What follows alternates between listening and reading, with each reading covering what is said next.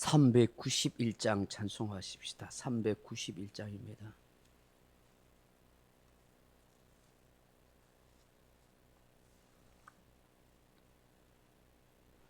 (391장입니다) 오 놀라운 구세주 예수 내 주 참 능력의 주시로다. 금바임이 단전한 그곳으로 내 영혼을 숨기시네. 메마른 땅을 종일 걸어가도 나 피곤치 아니하며 저 위험한 곳 내가 이를 때며 큰 바위에 숨기시고 주 손으로 덮으시네. 오 놀라운 구세주 예수 내 주 내 모든 짐 벗기시네. 죄악에서 날 끌어 올리시며 또 나에게 힘 주시네. 메마른 땅을 종일 걸어가도 나 피곤치 아니하며 저 위험한 곳 내가 이를 때면 큰 바위에 숨기시고 주 손으로 덮으시네.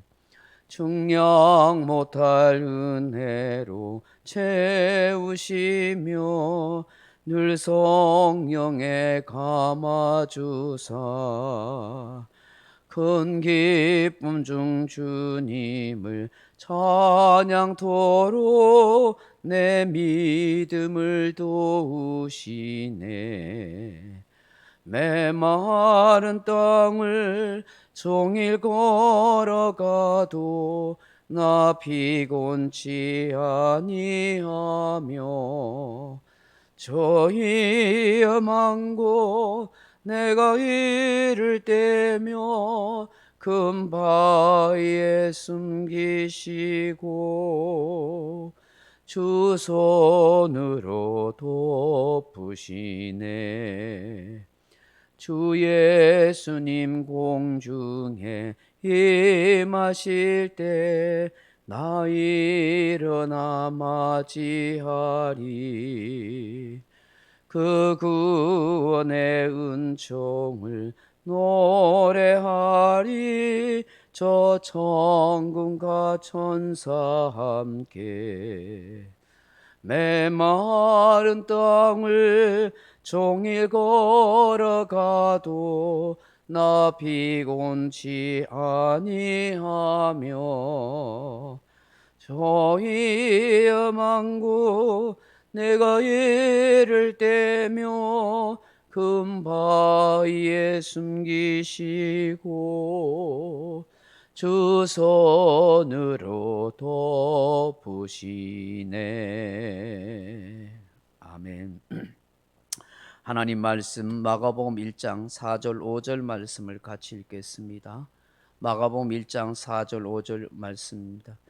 세례 요한이 광야에 이르러 제사함을 받게 하는 회개의 세례를 전파하니 온 유대 지방과 예루살렘 사람이 다 나아가 자기 죄를 자복하고 요단강에서 그에게 세례를 받더라.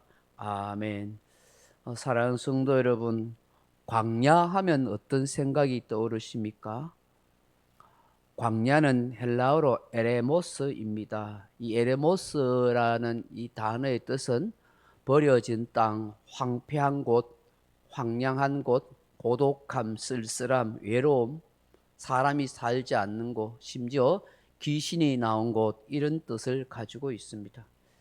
실제로 광야는 이러한 곳입니다. 풀 한 폭이 제대로 자라기 어려운 땅입니다. 비가 잘 오지 않기 때문입니다.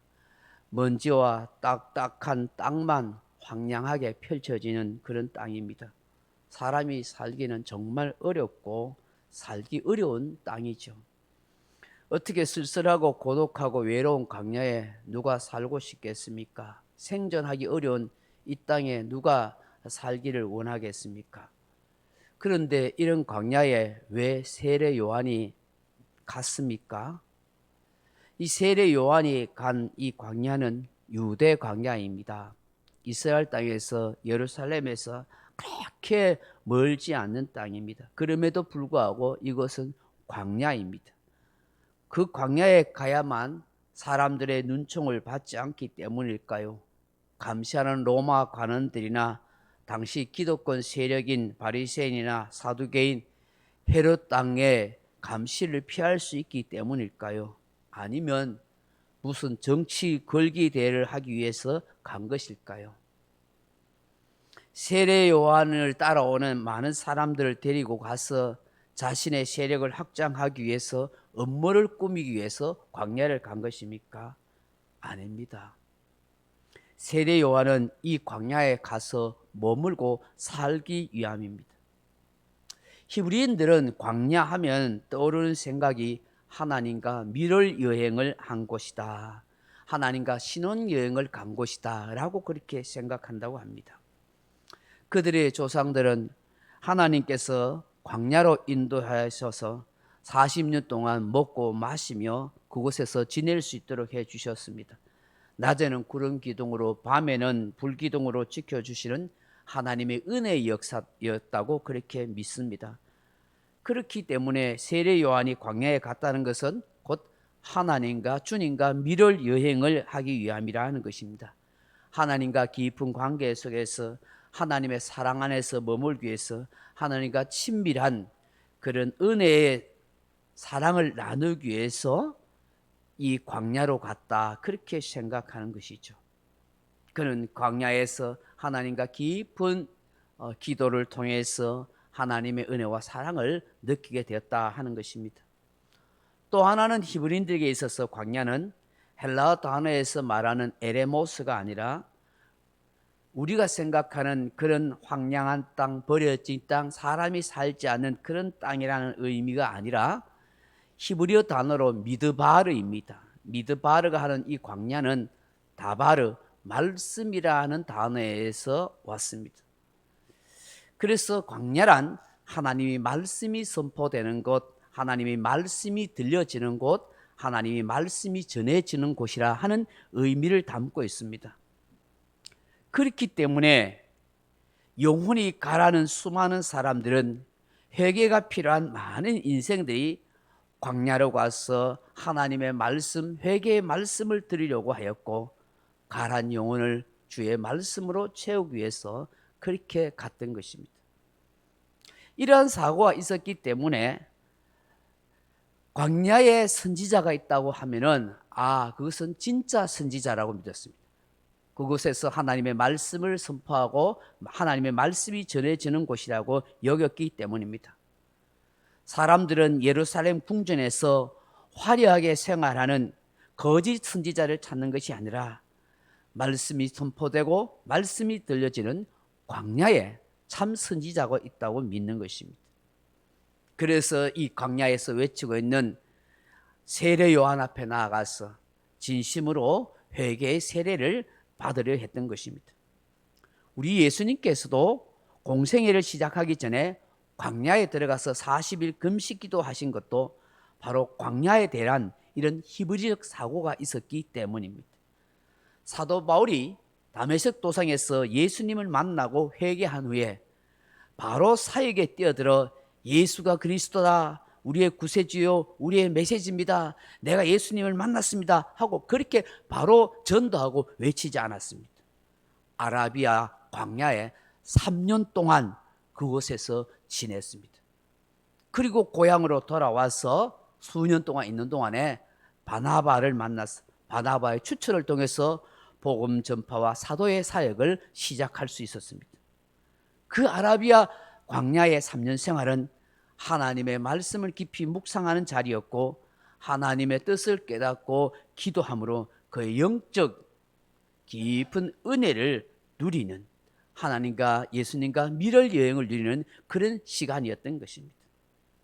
사랑하는 성도 여러분, 우리는 흔히 세상을 두고 광야라고 말합니다. 맞는 말이기도 하지만 틀린 말이기도 합니다. 죄악이 관영하고 사람이 살기 힘들고 어렵고 고통스럽다 하는 의미에서 세상은 광야입니다. 그러나 하나님과 깊은 사랑의 밀을 관계를 가지고 하나님의 말씀이 들려주고 선포되는 곳이라고 할 때는 그 광야는 교회일 수도 있는 것입니다. 그래서 성경에 보면 이스라엘 백성들이 걸어갔던 그 광야를 광야 교회라고 그렇게 말씀하기도 했습니다. 하나님의 백성이 광야에 머물러 있었기에 그곳에서 하나님의 계명의 말씀, 하나님의 약속의 말씀이 선포된 것이기에 그곳이 광야이기도 한 것입니다. 광야 교회이기도 한 것입니다. 그러므로 광야를 장소적인 개념보다는 하나님이 나를 보내시고 나를 연단하시는 훈련의 삶으로 하나님과 깊은 사랑의 밀을 관계를 맺는 삶의 정황으로 하나님의 말씀이 들려지고 외쳐지고 그 말씀과 함께 순종하며 살아야 할 내 삶의 현장이 광야라는 사실을 우리는 생각해야 하는 것입니다.